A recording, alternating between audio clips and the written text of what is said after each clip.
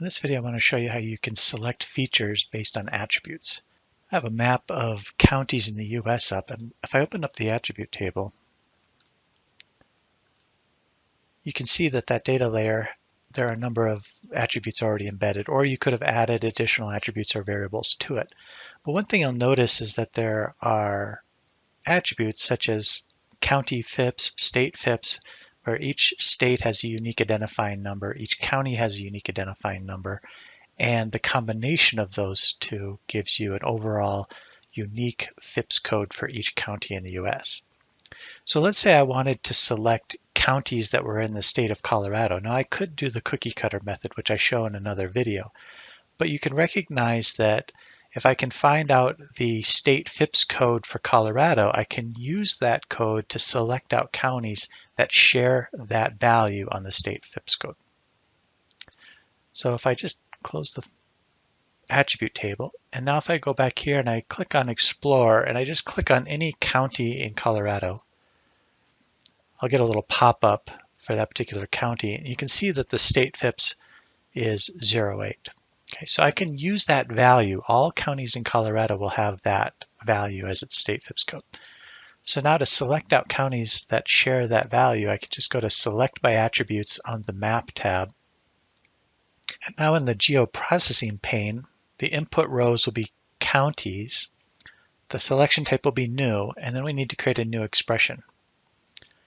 So once you've clicked on that, what you can do is you can set the where, and this would be state FIPS, and then you can see in the drop-down is equal to, and so on. In this case is equal to 08, okay, and then hit run.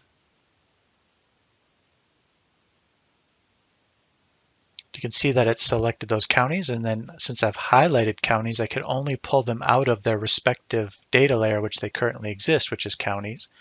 So I right-click on counties, and I'm Data and Export Features.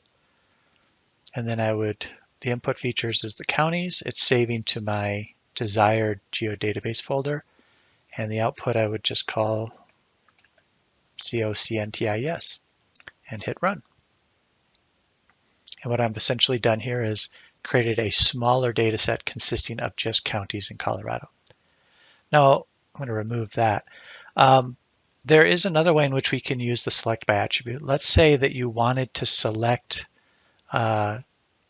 counties that had certain characteristics. So here I have variables like population in 2000. And you could say, I want to get counties where the population is greater than 100,000. So I just put in is greater than 100,000 and then run. And I could also, if I wanted to make it more complicated, or because I need one more zero, I could add another criteria. So if, let's say that, try to come up with a good one here, where the square miles is, let's say, less than 200. Okay, and then hit run. And you can see based on those criteria, those are the counties that meet those criteria. Okay, and then if I wanted to export them again, I would pull them out of the counties layer file. Okay, so that's how you can use the select by attributes. Now, one thing that's important to note, I'm going to pull up tracts here. This process works well where there is an attribute that actually works. Now, notice that I could select tracts that share a common state-county FIPS or a common state, whatever.